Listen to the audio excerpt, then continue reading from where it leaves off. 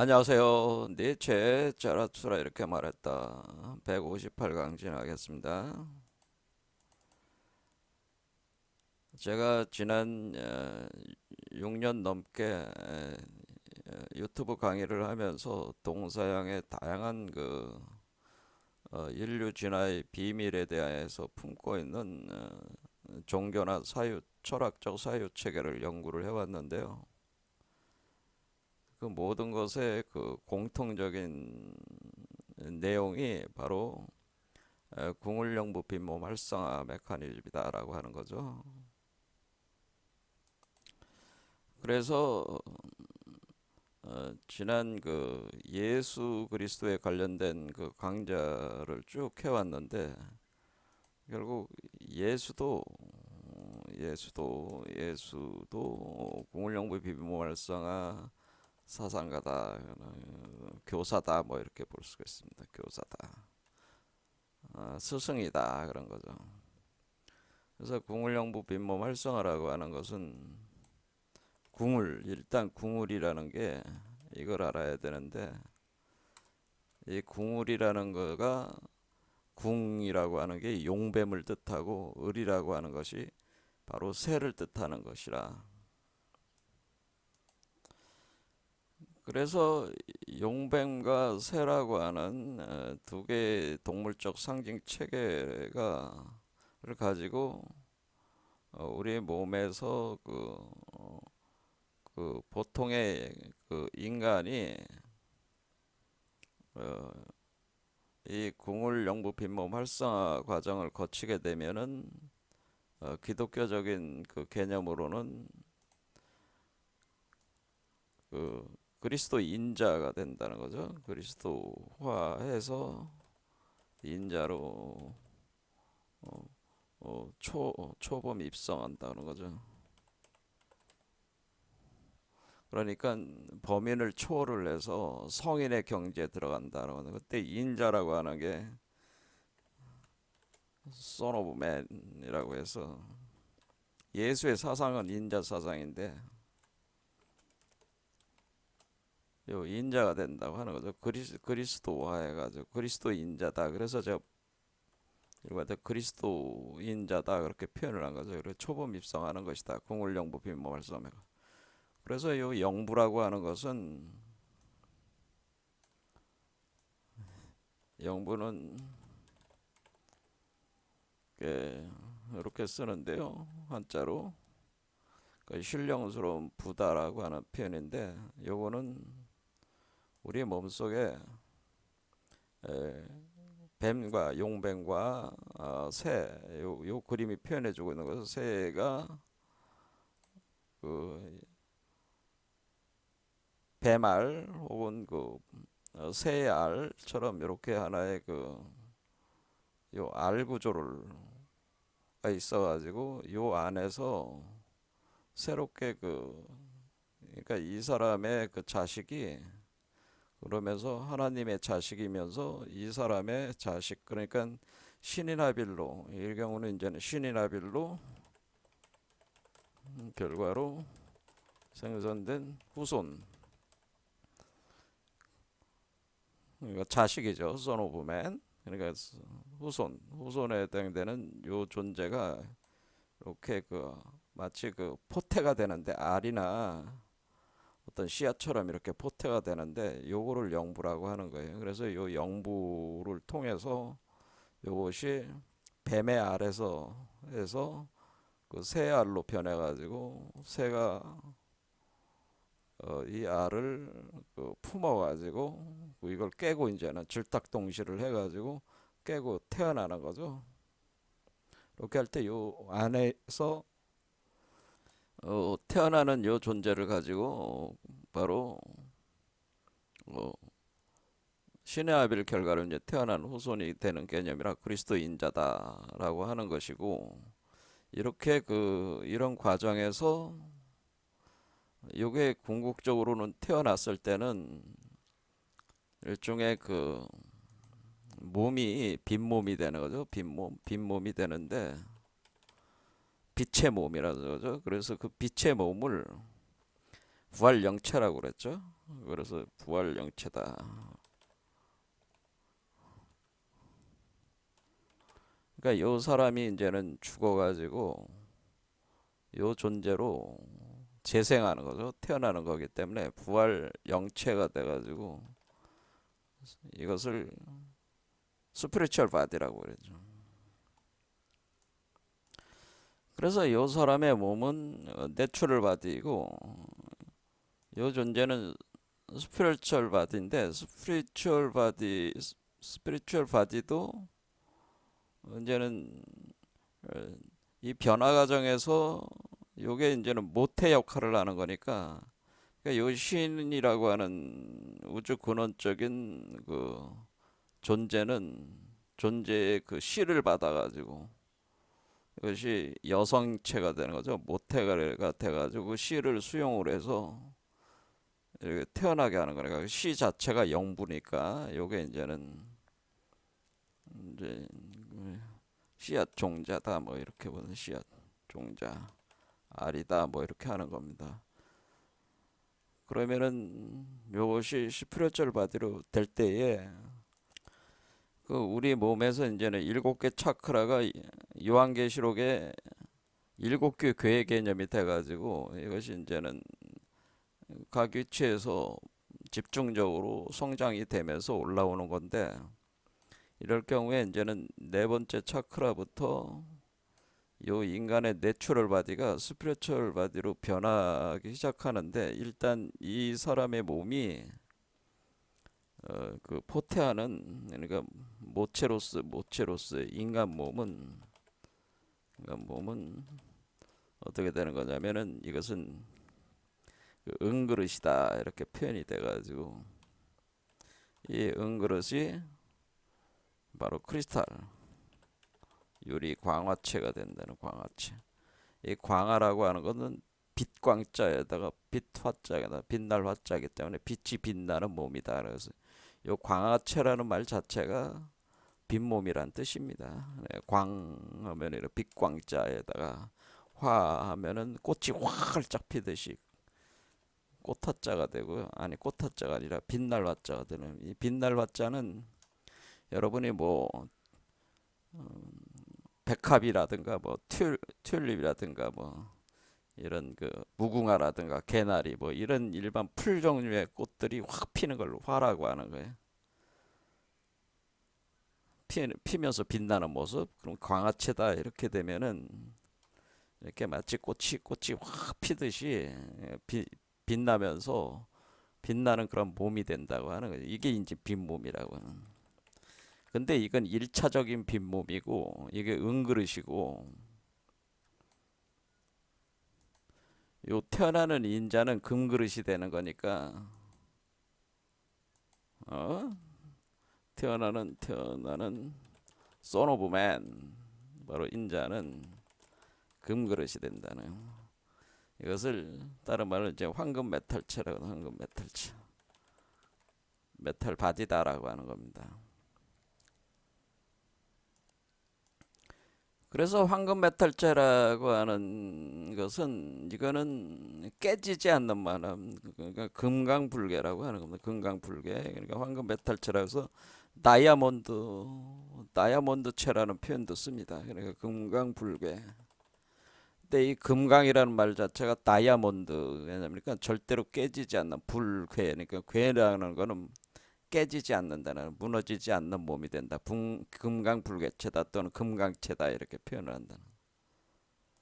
그래서 우리는 이 인간의 그 몸이 모체로 작용할 때 내추럴 바디에서 금강불개체를 태어날 때 이 사람의 몸도 크리스탈 유리 강화체 은그릇이 되는 것이기 때문에 그것을 이제 표현을 할 때에 요 모세가 이제 광야에서 뱀을 든 것 같이 들려진다고 할 때에 이 뱀이 들려지는 요거 모세가 이렇게 뱀을 걸어놓는 행위가 일어났을 때 요때 그 일반적인 불뱀이 청동구리뱀이 됐잖아요. 노쇠뱀이 됐다라고 하는 겁니다. 그러니까 이 표현은 뭐냐면은 요게 1, 2, 3번 차크라 될 때까지는 일반 불뱀이 되는 거고 불뱀이 이제 뱀이 이렇게 올라오는 거니까 이렇게 되시면은 여러분들이 생각해 보시면 되죠. 이렇게 이 뱀이 이렇게 이 나무가지를 타고 지식의 나무를 타고 올라오는 거잖아요. 지금 이게 에덴 동산의 생명나무 지식의 나무가 다시 활성화되는 거니까 이렇게 올라오면은 요 1, 2, 3번 차크라까지는 불뱀이 되는 것이고 점점 불뱀이 점점 어떻게 되겠어요? 이게 이제는 참말로 은뱀이 되거든. 은뱀. 그렇죠? 은그릇을 만들어지니까 은뱀이 되고 그 다음에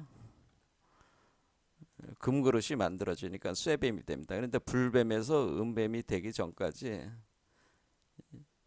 뭐냐면은 여기다가 철뱀, 그 다음에 구리뱀, 그 다음에 은뱀, 황금뱀 이렇게 이제는 여러분들이 이제 뱀의 실체가 이렇게 변하는 뱀의 그 뱀을 구성하고 있는 그 물질도 당연히 요게 이제 인간의 몸속에서 이게 타고 올라가는 거니까 이것도 변해가는 거겠죠. 그래서 우리가 이제는 시대 구분을 할 때 일반적인 이게 불뱀은 이제 진흙뱀에 이거 전체가 이제 불뱀 작용을 해서 올라가는 거죠. 그러니까 여기 밑에는 진흙뱀이다 해가지고 땅 속에 있는 뱀이다 뭐 이렇게 표현하면 진흙뱀에서 그러니까 질그릇이 몸에서 작용을 시작해가지고 쇠뱀이 되고 쇠뱀이 더 업그레이드 되면 구리뱀이 되고 구리뱀이 은뱀이 되고 은뱀이 황금뱀이 된다. 이렇게 해서 니체도 마찬가지지만 니체에서 나온 그 짜라스투트라를 이제는 그 제자들이 스승으로 하면서 이런 지팡이를 선물을 하죠. 짜라스투라에게. 그럴 때 여기 태양을 휘감고 있는 황금뱀이 이렇게 달려 있는 그런 날개가 이렇게 달려 있는 요런 지팡이를 선물을 하게 되는데 요게 이제 요걸 황금뱀을 표현해 주는 거죠. 이렇게. 그러니까 니체의 짜라수라 이렇게 말할 때 짜라수라나 예수나 같은 개념이라는 거죠. 두 개는 사실 같은 얘기를 하고 있는 거예요. 그러면 이렇게 변해가는 거는 이제 불에 의해서 되는 거예요. 그러니까 불이 없으면은 그렇죠. 불이라는 게 뭐예요? 화잖아. 여러분이 활활 타오르는 이게 지금 뭐예요? 화잖아요. 화사. 내가 화사라는 게 뱀사자를 써가지고 뱀사자 화사인데 화사. 근데 이 불이 들어가는 거죠. 불이 들어가는 거니까 이게 지금 뭐야? 이게 연금술적 과정, 연금술 과정. 마치 그 대장장이가 연금하는 과정이다라고 하는 겁니다. 그래서 이거는 마치 우리 몸이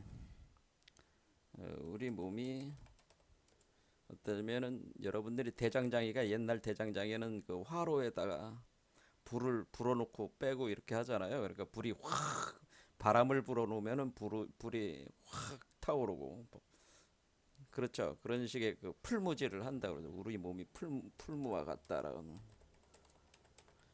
그래서 여기 이 7개 차크라의 일곱 개 교회의 7등잔 그러니까 7등잔이 7개 차크라인데 여기 이제 불들이 타오르는 거니까 여러분들이 그 내적인 호흡을 할 때마다 불이 확 타오르는 거죠. 들이쉬고 내쉬고 들이쉬고 내쉬고 할 때마다 어때? 이 불이 가운데가 여기가 이제는 뚫려 있는 개념이기 때문에 바람이 들고 날고 하니까 불이 확 타오르다가 멈춰 다시 불이 확 타오르다 그렇죠. 이게 호흡을 할 때는 불이 타오르고 호흡이 잠시 멈출 때는 불이 가라앉고 이렇게 하면서 계속 풀무지를 이렇게 계속 하는 거예요. 그러면은 몸이 어때요? 몸이 불이 확 타오르면서 이게 이제 변하는 거죠. 그러면서 여러분 몸이 이제 물이 있기 때문에 그 물에 의해서 불이 들어가고 물이 들어가서 그러니까 불로는 이거를 갖다가 열을 가하는 거고 물로는 식히고 이렇게 하는 대장장이가 뭐 검을 만들 때에 그 불에다가 놨다가 물에다 놨다가 그렇죠. 이런 식으로 그 담금질을 한다고 하는 거죠. 이렇게 담금질하는 담금질하면서 이걸 이제는 담금질한다고 하는 거죠. 담금질하면서 연금을 계속 해 나가면은 이게 물질적인 변화가 일어난다. 진흙에서 철에서 구리에서 은에서 황금으로 이렇게 이제는 얘기를 하는 거예요. 그러니까 대장장이가 나오는 거예요. 그래서 개념이 이제는 대장장이가 이렇게 하는 것 같다. 그러니까 우리가 대장장이가 되는 거죠. 그러면 이렇게 변하는 거죠. 이렇게 변하는 것이 사실은 요게 이제 태어나는 과정이죠. 예. 그래서 여기 그 모세가 광야에서 뱀을 들어올렸을 때 불뱀의 독을 청동구리뱀, 노쇠뱀이 보면은 치유를 한다라고 하는 것은 이렇게 가면은 여러분들이 이제는 본다고 하는 건 눈으로 본다고 하는 거니까 눈이 어디 있어요? 여러분의 머리에 오면은 머리에 요 눈 있잖아요. 요걸로 이렇게 보게 되는 상황. 그러니까 이렇게 황금뱀까지 오면은 황금뱀을 보게 되면은 치유가 된다는 개념입니다. 그러니까 이 모세가 그 광야에서 뱀을 든 것 같이 인자도 들려야 한다고 할 때는 인자가 이렇게 들어 올려져 가지고 머리까지 오면은 뭐야? 이게 바로 그 선악과가 되면서 생명과가 되는 거니까 그렇죠. 이렇게 해가지고 이것이 밑에서 그 종자가 자라가지고 열매가 맺어지는 거죠. 이 열매가 바로 선악과이면서 생명과인데 선악과의 독을 완전히 정화시킨 게 생명과란 말이에요. 그럼 여기에 이렇게 되면은 이렇게 연금술적 과정이 완료가 되면은 황금뱀 상태가 이렇게 되면은 여기서 이것이 완전히 정화가 돼가지고 사람을 생로병사로 이끌었던 그 불뱀의 독을 치유했다는 것은 이것은 정화했다는 거잖아요. 독을 정화했다 했다고 하는 것은 이 독이 뭐라는 거예요? 이 독이 생로병사를 일으키는 독이었다고 하는 거죠. 이 생로병사를 일으키는 독을 정화를 한 거기 때문에 이제 죽지 않는 그렇죠.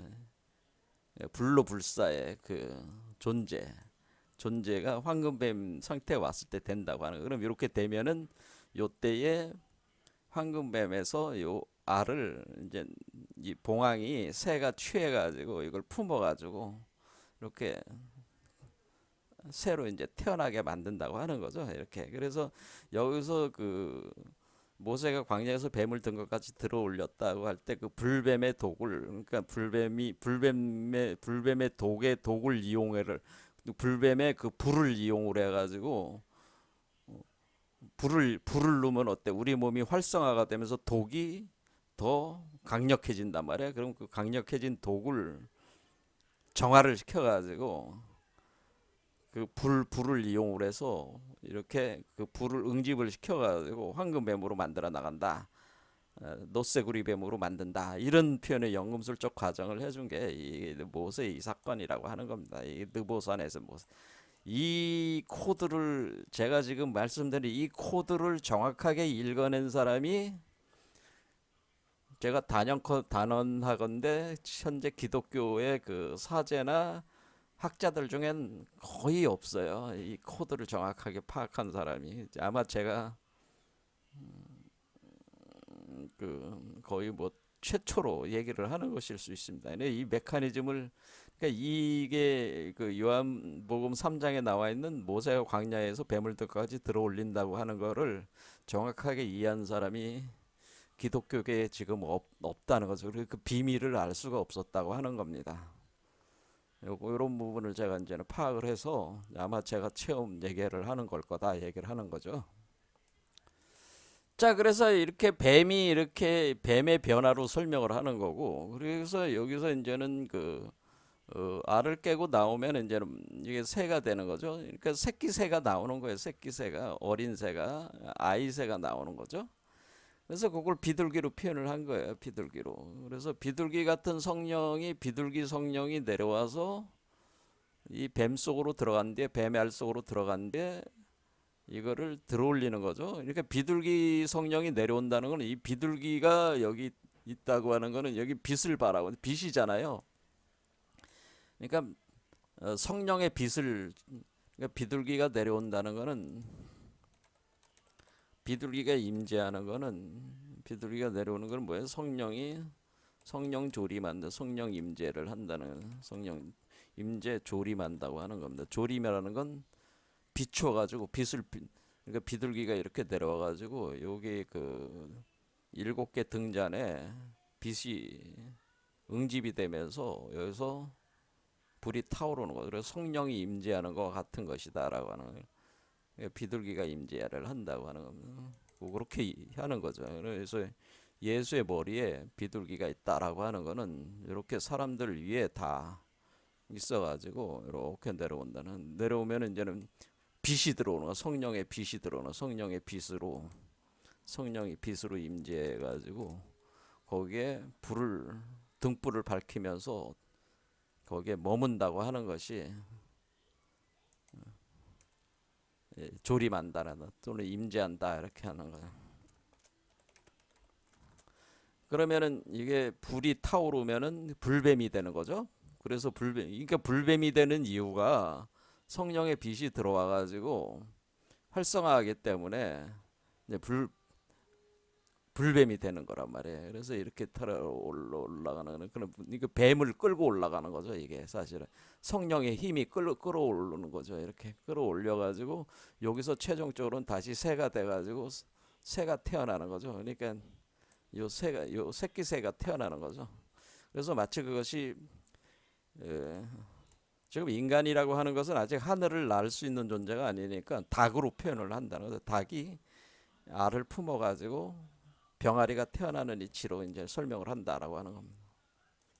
자, 그래서 이것의 궁을 메커니즘이라고 하는 겁니다. 그래서 용뱀과 새의 메커니즘. 그러면서 궁을 영부 빈모 말성아 이제 아셨죠? 궁울이라고 하는 것은 궁은 용뱀이고 으름 새고 영부라고 하는 것은 요 알을 가리키는 거고 그다음에 그러니까 배말이면서 새알이 되는 거죠. 요 알을 가리키는 거고 빈몸이 된다고 하는 것은 요 사람의 몸이 영음술적 변화를 되면서 철 몸이 되고 구리 몸이 되고 은 그릇이 되고 황금 그릇이 되는 그렇죠. 그래서 요게 황금의 몸으로 나온다고 하는 황금 메탈체로 나온다는 그러면서 빈몸이 된다는 그러면서 빛을 발하는 거니까 마치 그것을 이제 흰옷 입은 사람 이게 빈몸이라고 하는 건 궁극적으로 이제 태어나게 되면은 빨주, 노초, 파남, 보라고 하는 7가지 색이 하나가 돼가지고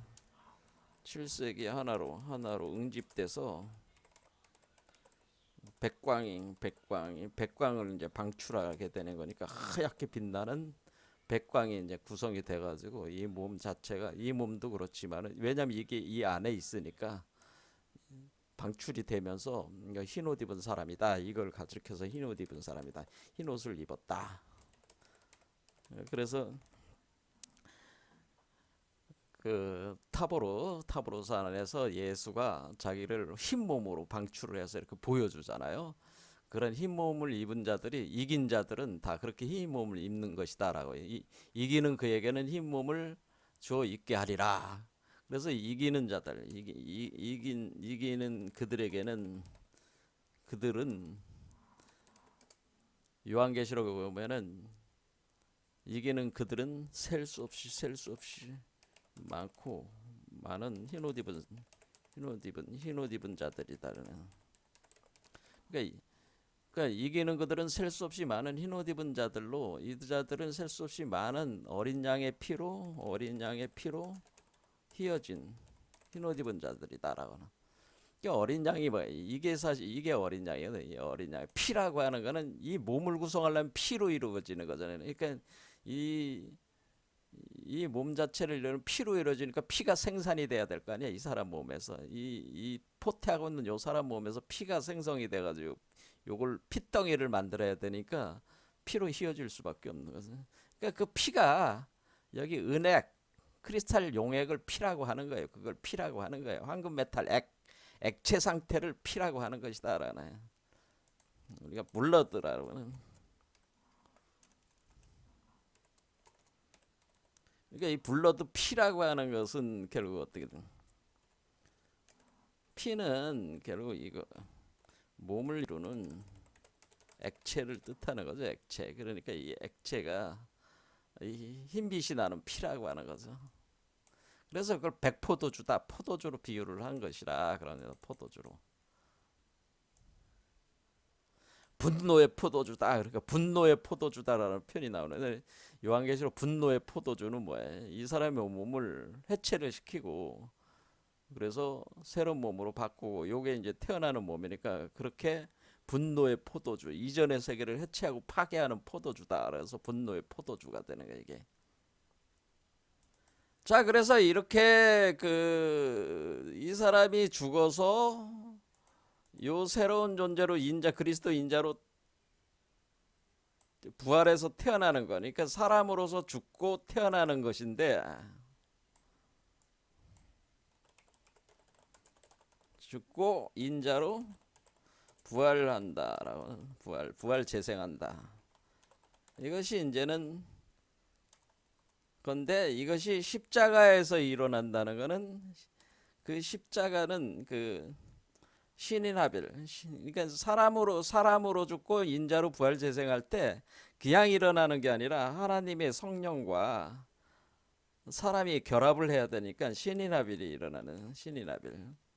그렇죠. 신인 하빌이 일어나야 되니까 유니온, 그렇죠. 유니온 with God 해가지고 신과 신인의 합일이 일어나는 거니까, 이것은 신인 합의를 가리키는 게 이게 십자가라고 하는 거죠. 십자가의 본래 의미는 신인 합일이다라고 하는. 그래서 여기서 이제는 바울이 큰 실수를 제가 했다고 하는 겁니다. 십자가는 신인 합의를 의미하는 건데, 이렇게 신인 합의, 그러니까 하늘과 땅이 합하는 개념이란 말이에요, 사실은. 그러니까 땅의 존재인 인간과 하늘의 존재인 신이, 이것이 신부가 되고 요건 신랑이 돼가지고, 그러니까 신이라, 사람은 신, 그러니까 여기서 신이라, 이걸 좀 기독교에서 뭐야, 신은 신랑이고, 그렇죠, 하나님은 신랑이라고 그러잖아요. 그 다음에 이는 신부가 돼가지고 완전한 결혼으로, 어, 완전한 결혼을 하는 겁니다. 신인합이라고 하는 거는 결혼하는 과정이란 말이에요. 근데 결혼을 어떻게 하는 거예요? 육체와 마음과 육과 심, 마음과 심과 그리고 영, 3단계에 걸친 완전한 결합. 이게 7차크라가 7차크라 걸친 완전한 결합을, 마치 남자 여자가 신랑 신부가 돼가지고 결혼하는 과정이니까, 이 신인합의를 표현해주는 상징체가 바로 십자가라고 하는 겁니다. 그렇죠? 신인합의의 상징체, 상징이 바로 십자가인데, 그래서 신인합의를 되면은 우리 인간으로서는 죽고 신으로서, 인자로서 부활 재생하는, 신이라기보다는 인자가 되는 거죠. 인자로 부활 재생하는 거니까, 이렇게 신인합일의 상징 십자가가 그런 건데, 이거를 마치 어떤 십자가를 사형받을 죄인에 대한 처형도구로만 인식한 것은 큰 실수라고 하는, 이것이 바울이 아주 크게 실수한 부분이에요. 그러니까 이런 의미밖에는 파악하지 못했다. 바울이 이렇게 파악한 이유는 있죠. 왜냐하면은 정통적인 기독교적인 사유책에서는 인간은 죄인이니까, 이거는 정통적 기독교 교리상에서는 뭐야? 그러니까 유대교리죠. 기독교뿐만 아니라 유대교의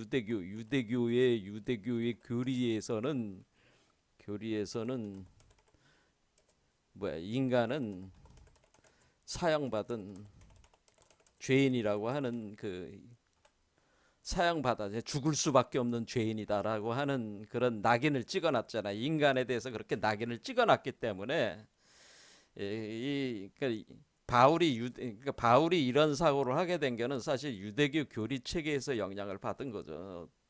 더 정확히 얘기하자면, 왜냐하면 선악과 사건 자체가 인간의 죄의 시작이 돼가지고 인간은 죽을 수밖에 없는 타락된 존재다라고 그런 죄인이기 때문에 당연히 그런 죄인은 반드시 사형을 당해야 된다. 십자가에서 죽어야만 된다.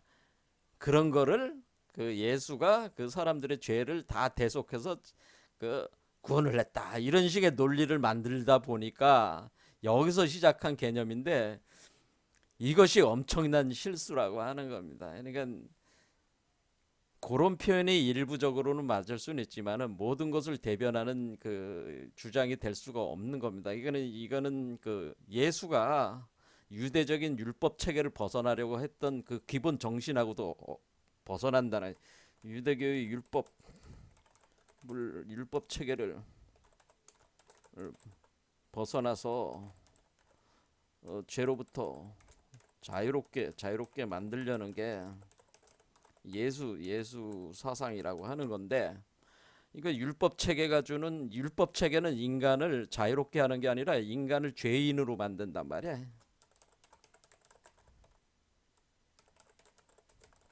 그러니까 뭘 안 지켰어? 넌 이거 안 지켰어. 저거 안 지켰어. 이렇게 하면서 너는 죄인이야. 이런 죄인을 만드는 하나의 목록이죠. 그 목록에 따라 가지고 인간을 죄인으로 만들어 놓고, 너는 힘으로 벗어날 수 없으니까 다른 사람이 누군가 그 죄를 대속을 해줘야 돼, 갚아줘야 돼.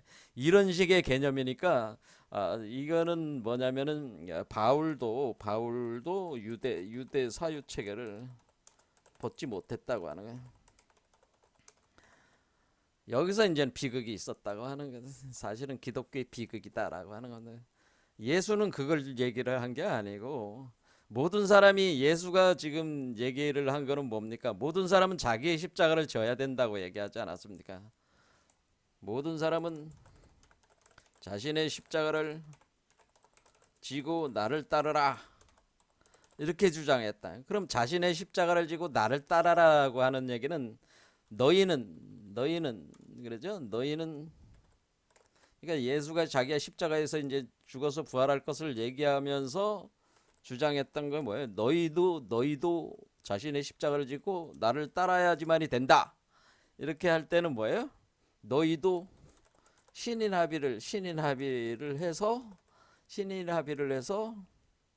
인자를 구현하라. 이런 얘기를 한 거란 말이에요.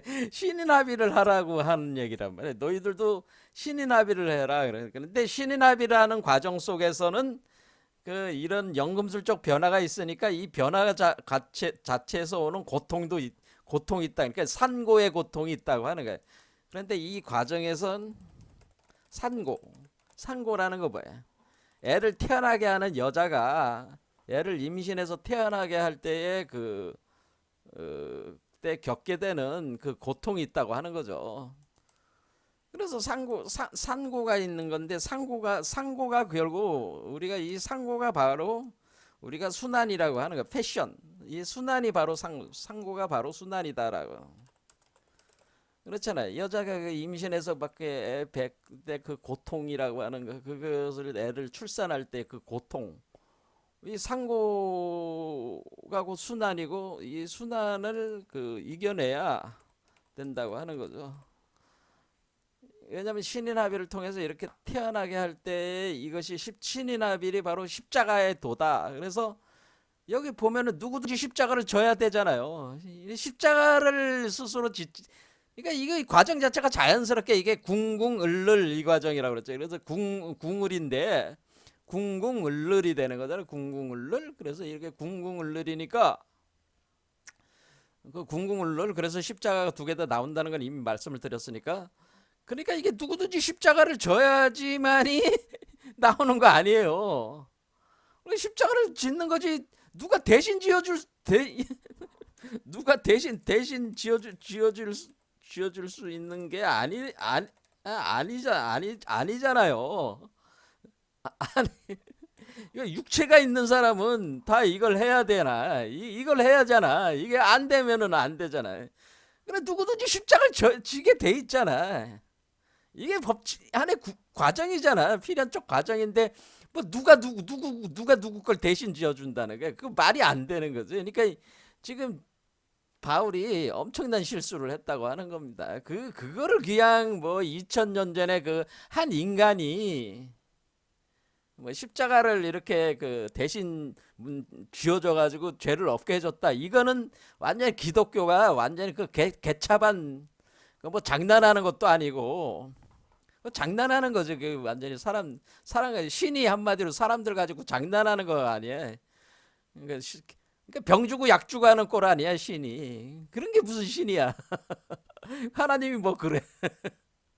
그렇잖아요. 자기가 따먹지 말라는 걸 따먹었다고 죄인으로 만들어 놓고 또 그걸 또 구원해 준다고 또 그 저기 자식들 또 보낸다고 하고 그게 무슨 그게 아주 유치한 그 사유를 만들었다 그런 얘기입니다. 그게 아니라는 그게 그 원리가 그렇게 되는 게 아니라고 하는 겁니다. 그러니까 바울이 아주 그 기독교 체계를 굉장히 그 수준 낮게 만들었다고 하는 겁니다. 여기에 이제는 며칠 전에 그 유튜브 알고리즘 때문에 했던데 조연 TV 후심정에 이렇게 보면은 여기 오강남이라는 그분이 나오셨는데 이분도 이제 유명하시죠. 도마복음도 해석하시고 나름대로 그 한국에서 이제는 교회의 그 어떤 새로운 어떤 패러다임을 구축하기 위해서 노력하시는 분인데 이분도 하는 얘기가 보십니까? 기독교를 망치는 대속신앙. 예수가 대신 죄를 대신 지고 우리를 구원해 주었다? 뭐 이런 거에 대한 그 아주 비판적인 얘기를 하잖아요. 그 잘못된 얘기라고. 그거는 기독교를 망치는 대속신앙이라고 하는 거지.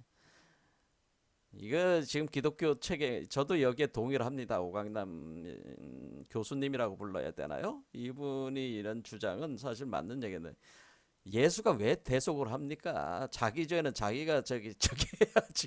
그 말이 안 되는 한마디로 인간의 존엄성과 품위를 인간 스스로 버리는 그거고 아주 유치하고 창피한 일입니다. 그거는 그러니까 그런 대속 그러니까 기독교인들이 나쁜 짓을 하고 또 가서 나쁜 짓 짓고 와가지고 또 대속했으니까 난 재산 받았다고 또 가서 또 나쁜 짓 하고 맨날 그 끊임없이 나쁜 짓을 해대면서도 그 죄악을 저지르면서도 아주 철면피 얼굴에 철판을 깔고 다니는 기독교인들이 돼버리잖아요. 그런 사고는 아주 유치한 아주 사악한 그래서 제가 기독교인들의 그런 사유를 아주 사악한 그 악마적인 사유 체계라고 하는 겁니다. 그 마귀의 사고 체계에 사로잡혀 있다고 하는 겁니다. 그래서 기독교에 지금 교회나 성당이 다 마귀 소굴이야. 거기야 다 따지고 보면은 그런 것들을 가리키니까 마귀서 사실은 자기 자신을 기만하는 거예요. 기만하는 거예요. 속이는 거예요. 그런 행위들은 그런 믿음 그런 대속신앙은 자기 기만 행위다라고 하는 거예요. 정신들 차리셔야 된다네 기독교인들이. 분명히 예수는 뭐랬어요? 자기 십자가를 지고 나를 따르라고 했습니다. 자기 십자가를 진다는 건 뭐예요? 궁울영부 빈몸 활성화 메커니즘이 자기 십자가를 지는 행위입니다. 이 궁울영부 그러니까 궁울영부 빈몸 과정이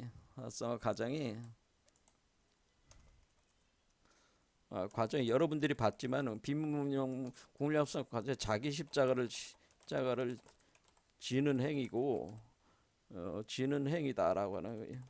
그리고 이것이 바로 그래서 우리 한국에서는 이걸 십승지라고 한 거죠. 십승지. 그래서 십에서 이기고 나온다는.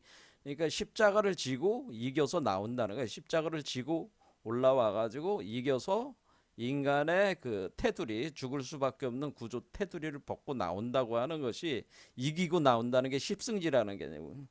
우리 한국 사상보다도 못해라. 한탄 모자라. 십승이라 해야 되나.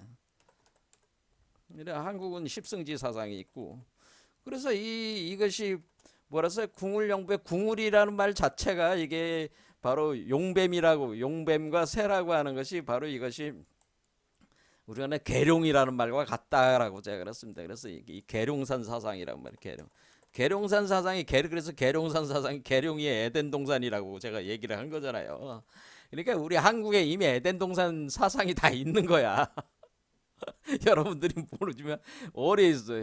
우리가 정도령 그 도찬비결 정도령 사상에 도찬비결 사상에 정도령 사상, 십승지 사상, 계룡산 사상 이런 것들이 사실은 다 뭐냐면은 기독교의 그 교리 체계가 거기 이미 다 있어. 그래도 성경에만 있는 게 아니라 원래 우리 한민족의 사유가 궁울영부 빈모 말썽아이고요. 요것이 도참 비결로 특정화가 됐을 때 정도령 사상, 십승지 사상, 계룡산 사상 이런 것들로 이제는 여러 가지 근데 그때 또 몇 개가 쭉 있죠. 이런 사유 체계들이 사실은 뭐예요? 기독교 사유 체계를 다 담고 있는 거죠 이미. 그래서 우리 한국에서 얘기하는 뭐 계룡도, 계룡산, 삼신산, 뭐 십승지 사상 이런 거는 다 우리가 이제 재난을 일어났을 때 세상에 이제는 그 재난이 일어났을 때 들어가서 숨어서 피해 살아야 되는 지역 십승지가 십승지가 다른 곳이 아니고 여기가 십승지예요. 그래서 재난을 일어났을 때 들어가서 살아남을 수 있는 곳. 그래서 그것이 기독교에서는 7년 대환란 개념하고 이렇게 매칭이 되는 거예요. 이게 다 뭐야 일관된 개념이라고 하는 거죠. 그래서 다음 시간에 아마 그 7년 대환란에 대해서 조금씩 이제 얘기를 해보려고 하는데 일단 오늘 자 이렇게 됐습니다. 자 그러면은 요게 이제는 그래서 우리가 이게 궁울이구나 이렇게 궁울 용뱀이고 이렇게 되는 거구나 이렇게 그렇죠? 이렇게 되는데 요게 그 요 있는 요 비둘기가 하고 요렇게 백조로 변할 때도 있습니다. 여러분들 이제는 우주에도 궁울이 있다는 걸 여러분 생각해 보신 적 있어요? 이게 인간의 몸에 그러니까 지금 제가 뭐라 그랬어요? 이게 지금 예수가 십자가에 못 박혀서 죽었다 부활하는 거는 역사적으로는 우리가 예루살렘 그러니까 예루살렘의 지도를 보면은 예루살렘 그 성 안에 여기 그 현재는 성묘교회라고 있어요. 성묘교회가 골고다 언덕에 있는 곳이란 말이에요. 여기 성묘교회가. 그러니까 이게 지금 예루살렘이죠. 예루살렘. 이렇게 그런데 여기에 현재 예루살렘 성. 현재 예루살렘 성 이거는 신약 시대 예루살렘 성 이렇게 돼 있는데 여기에 이제는 골고다 언덕이 여기 있는 거죠. 골고다 언덕이 있어가지고 이 땅에도 이렇게 이런 게 있지만은 제가 뭐라 했어요? 이 땅에서 일어나는 일이 예수가 역사적으로 자기가 그걸 표현해 준 거라고 했죠. 그것이 이 몸에서 일어나는 거를 표현한 거죠. 그러니까 예루살렘의 골고다. 예루살렘은 뭐예요? 세계의 중심으로 생각했단 말이야. 그렇죠? 예루살렘이 당시에 유대인들은 세계의 중심으로 생각한 곳 아니에요. 그러니까 예루살렘의 그 골고다가 있고 그리고 지형으로 따지면은 그 다음에 골고다와 무덤이 있는 거죠. 무덤이 있다.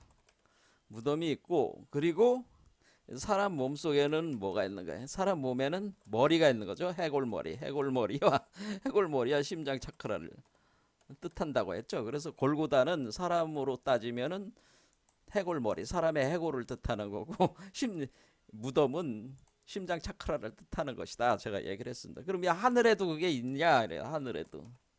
하늘에도 그 표시가 있냐? 그래요. 하늘에도 궁궐이 있어요. 여러분들이 이제는 하늘의 별자리를 보겠습니다. 하늘의 별자리를 보면은 하늘에는 이제는 여러분들이 뭐 별이 잘 보이는 거에 가서 이제 누워 있으면은 북극성 있죠. 북극성을 중심으로 해서 별들이 회전하는 것처럼 보이잖아요. 그렇죠?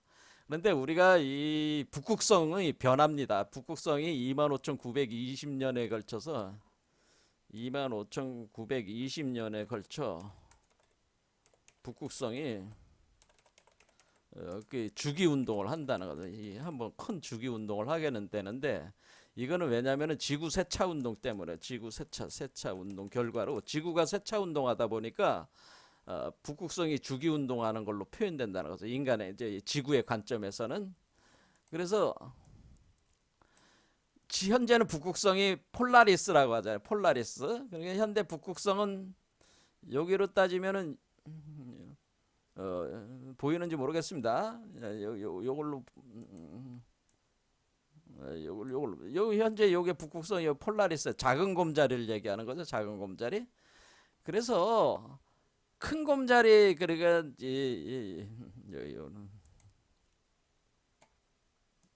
요걸로 보겠습니다. 여기 보면 폴라리스란 말이에요. AD 2000년 지금이죠. 그러면은 요거는 큰 곰자리란 말이야. 그러니까 북두칠성은 어디냐면 여러분 우리가 아는 북두칠성은 큰 곰자리예요. 큰 곰자리. 북두칠성. 그 북극성은 어디 있어요? 북극성은 작은 곰자리. 그러니까 큰 곰자리는 엄마고 작은 곰자리는 아들이란 말이에요. 이 엄마의 아들이란 말이에요. 그러면은 작은 곰을 이쪽 서양권 신화에서는 아들이 아르카스라는 아들이고요. 엄마는 칼리스토라는 엄마가 있어요. 이 그리스 신화에 있습니다. 시간이 없어서 설명 안 드리겠습니다. 이것이 우리 동양에서는 우리 한국에서는 이게 단군이란 말이에요. 그리고 이건 웅녀죠. 엄마가 웅녀잖아요. 곰이니까. 근데 북두칠성이 있다고 그랬잖아요. 그러니까 우리 몸에 지금 북두칠성 이게 지금 제가 뭐라 그랬어요? 이 일곱 개 차크라가 북두칠성이라고 그랬잖아요. 이 일곱 개 차크라가 이게 북두칠성이 일곱 개 차크라란 말이에요. 그러면 그게 웅녀 역하는 게 웅녀니까 우리가 웅녀가 되는 거죠. 그리고 여기는 뭐 당군을 지금 임신한 거잖아요. 그러니까 이 사람이 그러니까 모체가 되는 거니까 이 사람을 제가 웅녀라고 우리가 볼 수가 있는 거고요. 예? 그러니까 서양 예수 입장으로 보면 요거는 이제는 예수 그리스도지만은 우리 한국 사람 입장으로 한국 사상 입장으로 보면 요게 당군이 되는 거란 말이에요. 당군. 그렇죠? 이렇게 되는 거야. 당군, 웅녀.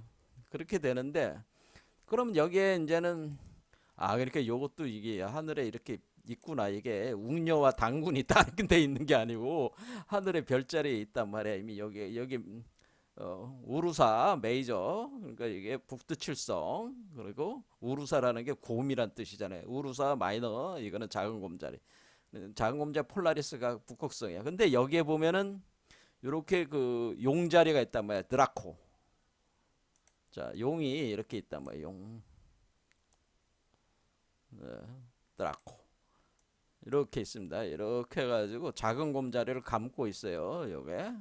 이 감은 이유가 있는 거예요. 이게 이렇게 이것도 어떻게 생겨서 이렇게 궁처럼 되는 우리로 따지면 궁 똑같잖아 이게 궁자처럼 생겼잖아. 하늘에 어떻게 이렇게 뭐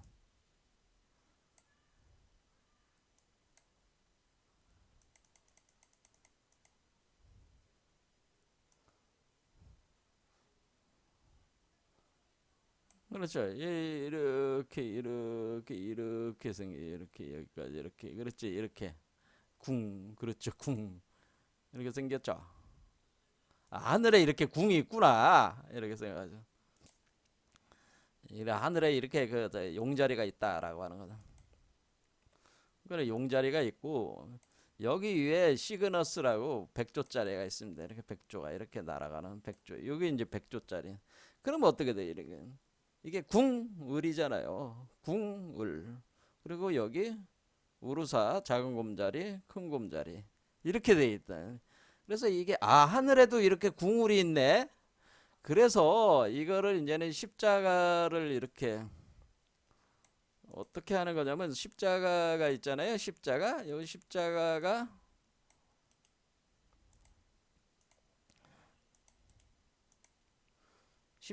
요걸 뜻하는 거란 말이에요. 요거.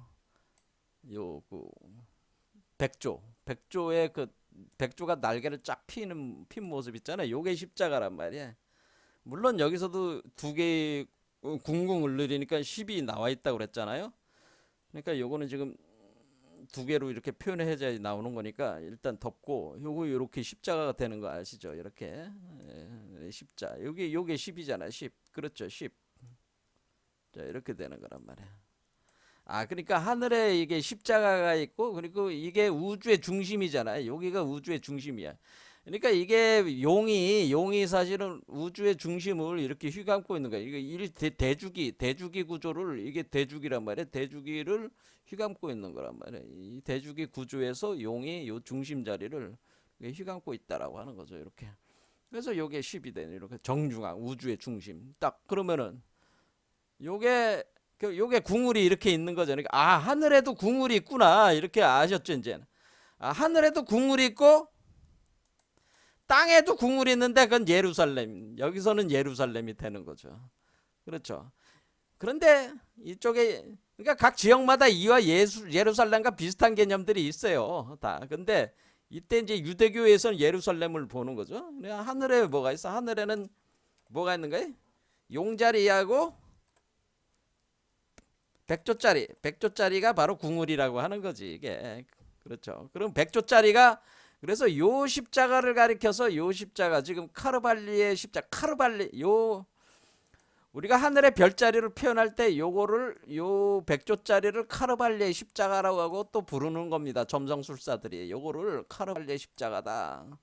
골고다 십자가라고 부르는 겁니다. 괜히 부르는 게 아니라 골고다 카르발리 십자가. 골고다. 카르발리가 골고다니까.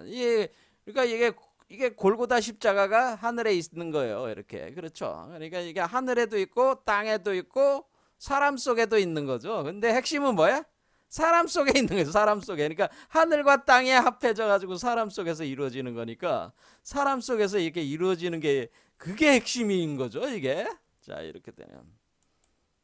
자, 그다음에 요한복음 12장에 보면은 그 요한계시록 12장에 하늘의 큰 이적을 보이니 해를 그러니까 해산하는 여자가 있어요. 이 여자가 아이를 베어 해산하게 되매 아파서 애를 쓰며 저기를 부르짖더라 이렇게 할 때 이 해산하는 여자가 누구예요? 이게 사람이야, 사람. 그렇죠. 여기서 이제 요한계시록 12장에 나오는 여자는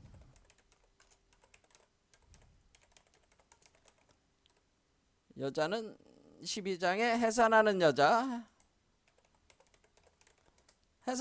뭐야? 이게 인간이죠, 인간. 그 사람이죠. 그러니까 사람. 인자를 해산하는 거잖아요, 인간. 그러면 여기 요한계시록 12장에 그런데 아이를 배웠다. 이 아이가 누구야? 아이가 바로 그리스도 인자를 가리키는 거니까 여기서 이 사람이 해산하는 여자고 요게 그 아이를 가리키는 거잖아요. 아이 이거고 그다음에 여기서 이제는 여기 쭉 내려가면 이제 붉은 용이죠. 큰 용이 내어 쫓기니 옛뱀 곧 마귀라고 한다. 용이 등장하잖아요. 이렇게 돼 있어요. 그리고 쭉 내려오면은 그 여자가 큰 독수리의 두 날개를 받아서 광야 자격으로서 날아가 거기서 뱀의 낫을 피해서 한 때와 두 때와 반 때를 양육을 받는다 할 때 여기 용이 등장하고 뭐가 등장해? 독수리가 등장하죠. 독수리. 그렇죠. 큰 독수리. 큰 용과 큰 독수리가 등장하잖아요. 한 때, 두 때, 반 때라고 하는 거는 이제 이건 다음 시간에 설명하겠습니다. 7년 대환란과 관련된 거니까. 큰 용과 큰 독수리라고 하는 게 뭐예요? 요한계시록 12장에 요게 바로 이거죠. 그러니까 이거를 갖다가 이렇게 이게 이제 용이 된 거죠. 뱀이 예전엔 뱀인데 지금은 이제 용이 된 거지. 용이 돼 가지고 이렇게 올라오면은 이걸 어때? 이제 백조가 아니고 이제 독수리로 표현한 거죠. 이렇게 독수리. 그래서 독수리가 그래. 독수리를 표현한 거죠. 독수리가 여기 네 번째 차크라부터 이렇게 등장하기 시작하는 거니까 요 세 개. 한때, 두때, 반때 이런 개념이 되는 거잖아요. 나중에 이제 설명하기로 하고 이렇게 그러니까 이게 요 새는 그러니까 뭐야? 비둘기로도 되고 백조로도 표현할 수 있고 그 독수리로도 이렇게 표현되고 상징이 이렇게 새에 대한 상징이 이렇게 바뀔 수 있다는 건 이제 아셨겠죠? 이렇게 새의 상징이 그 특성에 따라 가지고 이게 달라진다는 걸 알 수가 있습니다. 자, 그래서 독수리가 이제 등장을 하죠. 그래서 여기서 우리가 모세 거기서도 뭐예요? 그 이스라엘 백성을 독수리가 잡아가지고 사막으로 그 이집트에서 구원해냈다는 표현이 있습니다. 그 독수리라는 개념이 이제 등장을 합니다. 독수리. 그리고 요한계시록에는 계속 독수리가 나오죠. 그죠? 독수리가 날아가는 게 계속 화가 있을진도 하면서 독수리가 날아갑니다. 이 독수리가 이제 그걸 표현하는 겁니다. 요걸 요 위에 있는 궁울 중에 을을 이 새가 그러니까 뭐야? 비둘기가 상징으로 될 수도 있고 백조가 상징이 될 수도 있고 독수리가 상징체로 나오기도 하고 이렇게 그 을의 그 특성에 따라서 이렇게 나온다고 하는 거를 알 수가 있는 거예요. 그리고 여기서는 지금 요한계시록 12장에서는 용과 독수리로 표현하죠. 용과 독수리가 돼가지고 궁울 메커니즘을 설명해주고 있다. 그러니까 여기도 이게 그러니까 요한계시록 12장이 굉장히 심오한 내용인데 그러니까 여기서 여자가 있고 아이를 임신해서 출퇴하는 여자가 나오는 거야. 이 여자가 누구? 이게 바로 지금 이게 이 태어나게 하는 이 인간이 이 여성체에 해당되고 그러니까 마리아적인 메커니즘이 돌아가는 거죠. 하면서 요 아이가 태어나는 이 아이가 장자 철장으로 만국을 다스릴 아이라고 그래. 이기는 이 자가 바로 이긴 자가 된다 그랬죠. 이긴 자. 이기는 그렇죠. 이거는 뭐야? 이기는 그를 임신한 여자. 바로 이 사람은 이기는 그를 임신한 자. 이기는 그는 그리스도인 자. 그렇죠. 이렇게 되는 거죠. 자, 이런 식으로 돼가지고 이게 이제는 다양하게 이렇게 상징들이 그 의미를 부여를 할 때 여러 가지 언어로 이름을 바꿔 나가면서 계속 등장하면서 하기 때문에 이걸 잘 파악할 수 있는 사람만이 이 이치를 알 수가 있는 거예요. 자, 오늘 여기까지 봤습니다. 그래서 전체적인 걸 한번 쭉 훑어봤는데, 자, 요한계시록에도 보면은 결국에는 12장에도 임신한 여자와 요한계시록이라는 게 뭐야? 앞으로 일어날 일을 얘기하는 거 아니에요. 그러니까 우리 자신의 몸 안에서 결국에는 이 그리스도 인자가 수태분만돼서 나온다고 하는 거를 정확하게 설명해주고 있죠. 용과 독수리로 이렇게 표현을 해주고 있습니다. 자, 오늘 여기까지 하겠습니다. 감사합니다.